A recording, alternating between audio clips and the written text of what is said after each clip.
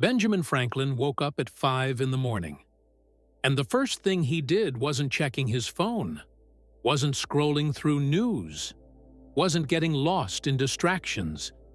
He asked himself a question so simple you'll think it's ridiculous. But this question changed his entire life. And it can change yours, too. He asked himself, "What good shall I do this day?" Sounds too basic, right? Sounds like cheap self-help. But listen carefully to what I'm telling you. Benjamin Franklin became a millionaire before turning 42. He retired young, became an inventor, diplomat, writer, founding father of a nation. And it all started with a routine most people today would consider strange, almost obsessive, because Franklin didn't wake up to work. He woke up to build. And there's a brutal difference between those two things. Most people wake up on autopilot. Coffee, phone, traffic, job, bills, problems. And by the end of the day, the question that remains is, where did my time go? Franklin did the opposite. He commanded time. He didn't let the day happen to him. He created the day. And before I show you exactly how he did this, hit that like button right now. Because what you're about to hear isn't motivational theory. It's proven method. It's behavioral engineering applied by one of the most influential men in history. And if it worked 300 years ago, it works today. So let's get straight to the point. Franklin didn't believe in luck. He believed in systems. And the first system he created was intentional self-discipline. He knew the human mind is chaotic by nature.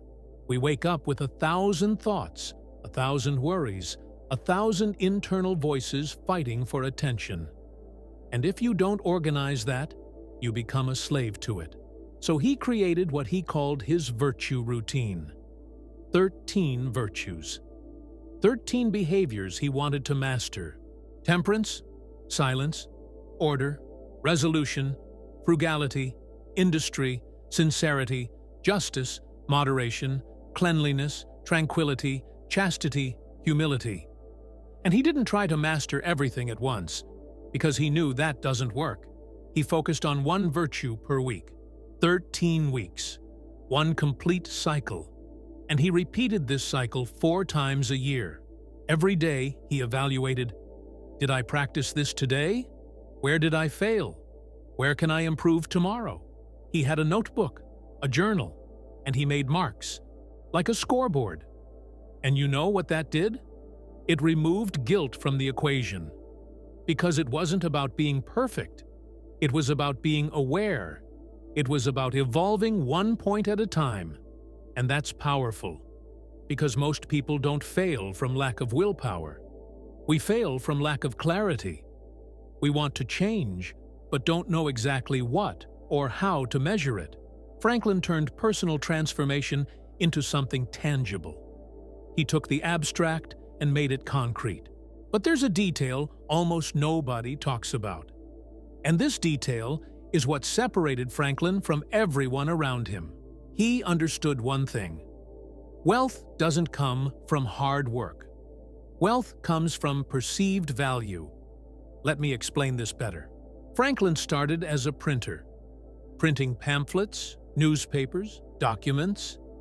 It was manual labor, repetitive, exhausting, but he didn't think like a printer. He thought like a reputation builder. He knew people don't buy products. People buy trust. So he did something nobody else did. He worked late into the night with his workshop door open. Everyone saw him working. Everyone saw him carrying paper, operating the press, sweating. And that created an image. The image of someone committed. Someone who doesn't cheat. Someone who delivers. And when you build reputation, you don't need to chase clients anymore. Clients chase you. But Franklin went further. He started writing, created a pseudonym, Silence Do Good, a middle-aged widow who gave advice on morals, politics, behavior. And he published these texts in his own brother's newspaper, without his brother knowing it was him.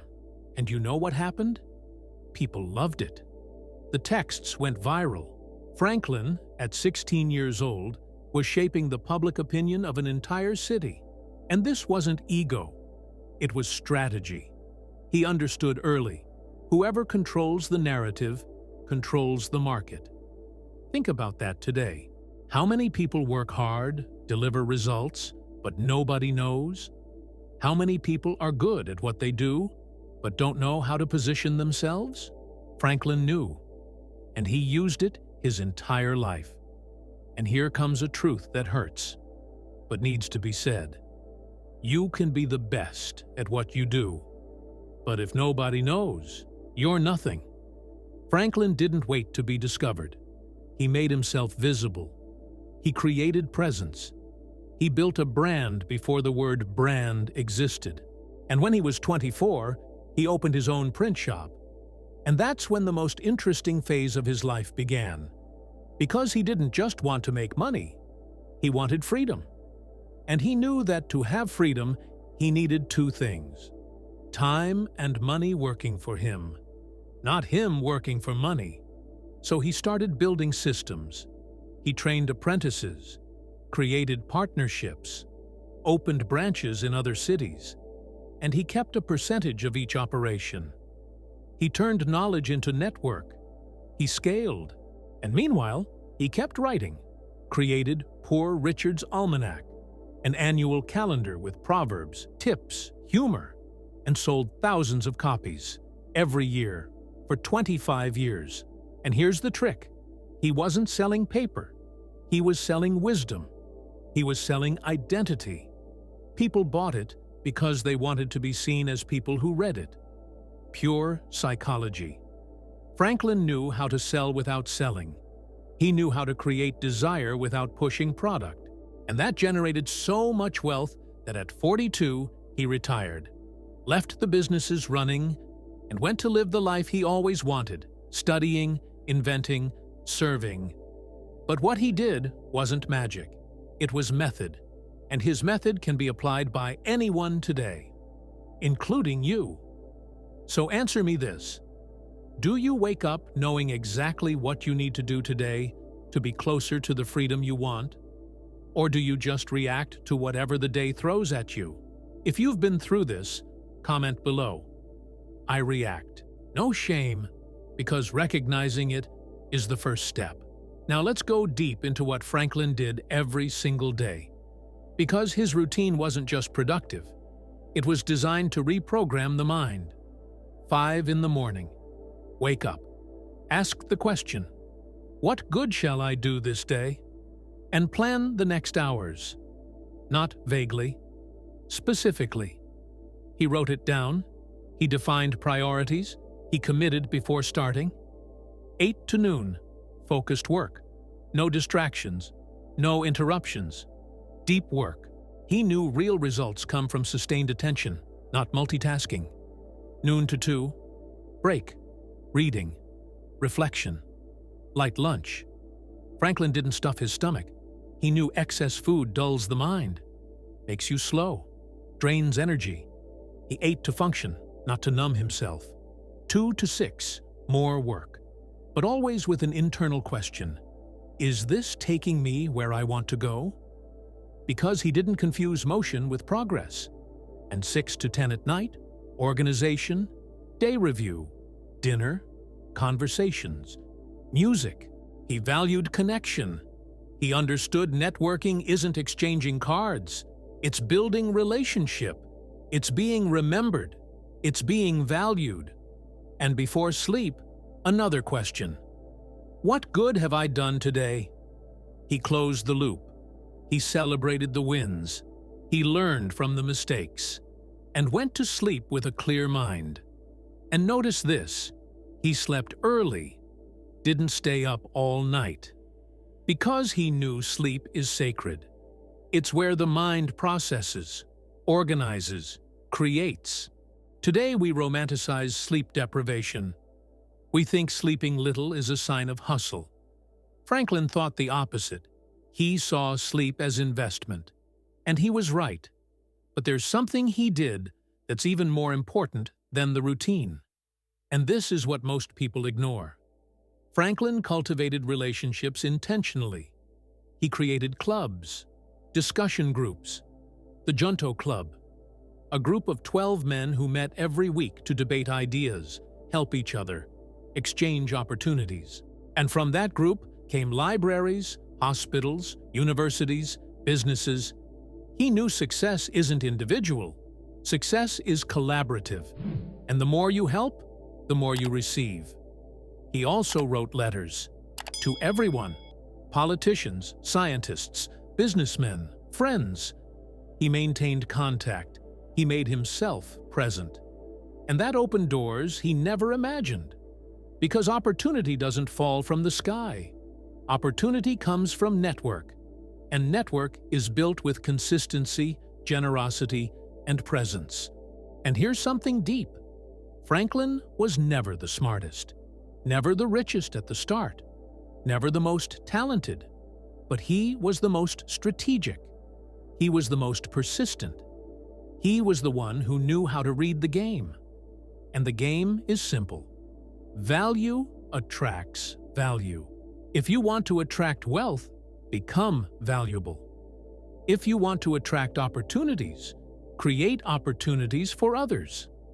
If you want to be respected, respect first. Franklin lived this and reaped the fruits of it. But let me tell you a story that perfectly illustrates how he thought. There's a parable Franklin loved, the story of the talents. You know it? A master went on a journey and left talents with his servants. To one, 5 talents.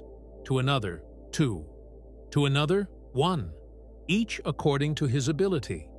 The one who received 5 traded and gained 5 more. The one who received 2 did the same. But the one who received 1 was afraid, dug a hole, and hid the talent. When the master returned, he praised the first 2. And to the third he said, "Wicked and slothful servant, you should have deposited my money with the bankers, and I would have received it back with interest." And here comes the impact. The talent was taken from him and given to the one who had 10. Franklin saw this story as a universal law. Who uses, multiplies. Who hides, loses. And he applied this to everything. He didn't hoard knowledge, he shared, he didn't accumulate contacts, he activated them. He didn't wait for the perfect moment. He started with what he had, and that made all the difference. So I ask you again, what are you doing with the talents you already have? Are you multiplying, or are you burying them? Because the only difference between the broke version of you and the wealthy version of you is action. Now let's get into what really matters. Because up until now, you've seen the method, seen the routine, seen the strategy. But what made Franklin work wasn't just discipline, it was mindset. And his mindset was radically different from most people. He didn't think in scarcity, he thought in abundance. But not that fake abundance people preach everywhere. It was practical abundance, built abundance. Let me explain. Franklin grew up poor, 10th child of 17 siblings. His father made candles and soap. No money for formal education. Franklin studied until he was 10. That's it. After that, he went to work. But he never used that as an excuse. He used it as fuel. While others complained about lack of opportunity, he created opportunity. While others waited for permission, he authorized himself. And this is where the secret lies. Most people wait for the world to change so they can change. Franklin changed first, and the world adjusted. And there's a quote from him that sums it all up. If you would be wealthy, think of saving as well as getting. Look at the intelligence of that. He didn't say, work harder. He said, think differently. Because wealth isn't how much comes in, it's how much stays. And most people increase spending at the same rate they increase income, and so they never move forward. Franklin did the opposite. He lived below what he could afford. Not because he was miserable, but because he was strategic. He reinvested, he saved, he multiplied. And he did this without suffering, because for him, frugality wasn't deprivation. It was freedom. It was the power to say no to what doesn't matter, so he could say yes to what transforms. And this is a timeless principle. Works today. Works always. You don't need to earn more to start building wealth. You need to stop bleeding money on things that don't add value. And look, I'm not saying live like a monk. I'm saying be intentional. Know where every dollar is going. Treat money as a tool, not a trophy. Franklin knew this, and that's why he got rich while others got into debt. But there's another point he mastered, and this point is pure psychology. Franklin understood the power of image. He knew people don't judge you for what you are. They judge you for what they perceive you to be. And if you control perception, you control the outcome. That's why he worked with the door open. That's why he carried paper in the street. That's why he dressed simply, but impeccably. He wanted people to think, this guy is serious, hardworking, trustworthy. And it worked, because perception generates opportunity, and opportunity generates wealth. Today, this is called personal branding, but Franklin was doing this 300 years ago. No internet, no social media, just consistency and presence. And here's a hard truth. If you don't control the narrative about yourself, someone else does. And usually, that person isn't on your side. So ask yourself, what image are you projecting? When someone thinks of you, what comes to mind? Trust, competence, or confusion? If you don't know the answer, it's time to build that. Because reputation is currency, and Franklin got rich with it. Now, there's an episode in his life I need to tell you about, because this episode changed everything. Franklin had a rival, a guy named Samuel Keimer, another printer, and they competed for the same clients. Keimer talked bad about Franklin, spread rumors, tried to destroy his reputation. And you know what Franklin did? Nothing. He didn't fight back, didn't get into public drama, didn't waste time with noise. He simply worked better, delivered faster, charged fairer, and won clients through results. And Keimer went bankrupt, closed his shop, left town. Franklin won without fighting, because he understood something. The best revenge is success, and that's liberating. Because when you stop wasting energy on people who don't matter, you channel that energy into what really matters, and then you take off. Most people lose years of their lives fighting ghosts, fighting other people's opinions, fighting judgments that change nothing. Franklin ignored all of that, and he flew. And notice this, he even became friends with some rivals later. Because he didn't hold grudges, he held lessons. And that's emotional maturity. It's relational intelligence. It's knowing how to separate ego from strategy. And speaking of ego, Franklin had a technique to deal with his own. He knew ego destroys. That arrogance pushes people away. That nobody likes someone who thinks they're better than everyone. So he created a rule. Never assert anything absolutely. Instead of saying, that's wrong, he'd say, it seems to me this might be wrong. Instead of, I know, he'd say, I imagine that. Instead of, you should, he'd say, have you considered? Sounds silly? It's not. This disarms conflict. This opens dialogue. This makes people listen to you instead of fighting you. And Franklin used this his entire life. In negotiations, in politics, in relationships. And that's why he was so influential. Because he convinced without imposing. He guided without forcing. And that's real power. Power that doesn't shout. Power that doesn't need to prove anything. Power that simply leads. Now, let me show you the practical side of all this, because up until now, you've heard stories, you've heard philosophy.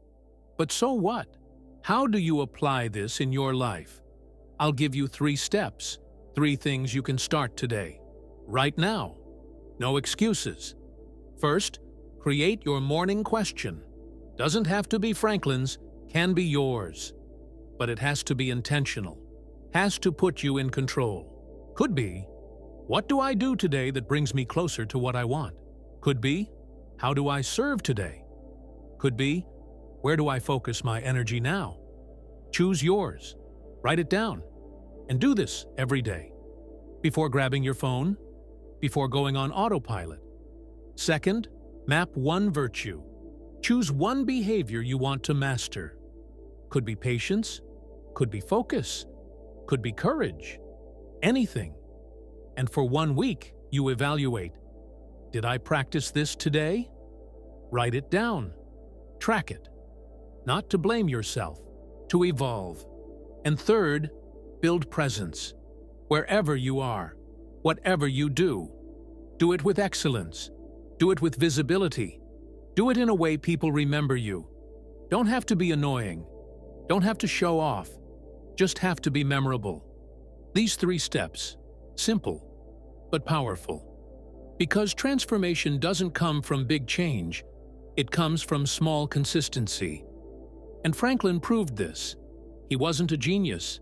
He was consistent. He wasn't lucky. He was strategic.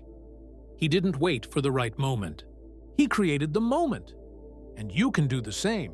But there's something I need to tell you, and it's serious. Everything I showed you here, it's just the surface. Because Franklin didn't just operate in the visible.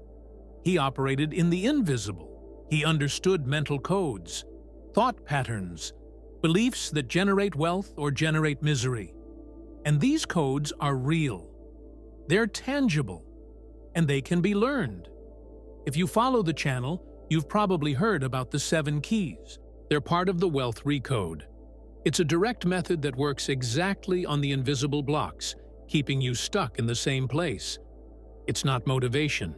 It's not theory. It's reprogramming. It's awakening to patterns you didn't even know existed. And if this message resonated with you so far, imagine what you'll discover when you enter the 7 keys. They're practices. They're daily declarations. They're tools that activate the mind for supreme abundance. All of this is inside the system I called the Wealth Recode. And access is in the link in the description. It's for those who want to go beyond, for those who are tired of theory and want real transformation. Now, before I wrap up, I want you to watch the video I made about the 30 habits that build wealth from zero. It complements everything you saw here. It's a natural sequence. It's showing up on your screen. Click it and continue the journey. And I want to hear from you. Which of these Franklin ideas impacted you most? Was it the routine? Was it the mindset? Was it how he dealt with people? Tell me in the comments. I read every single one. And sometimes, one of your lines becomes the next video. Because this isn't about me talking and you listening. It's about us building together. It's about awakening. It's about breaking patterns that trap and activating codes that liberate. And if you made it this far, you already know. You already felt it. Something shifted.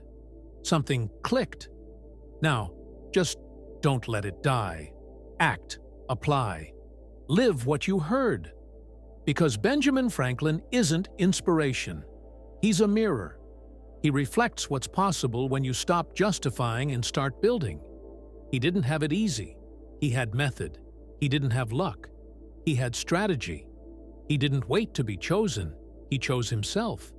And you can do the same. Today. Right now. The way you are. From where you are. Don't need to be perfect. Need to start. And remember, the only difference between those who stay stuck and those who rise is action. Small, daily, intentional. Franklin knew this, and that's why he won. And you?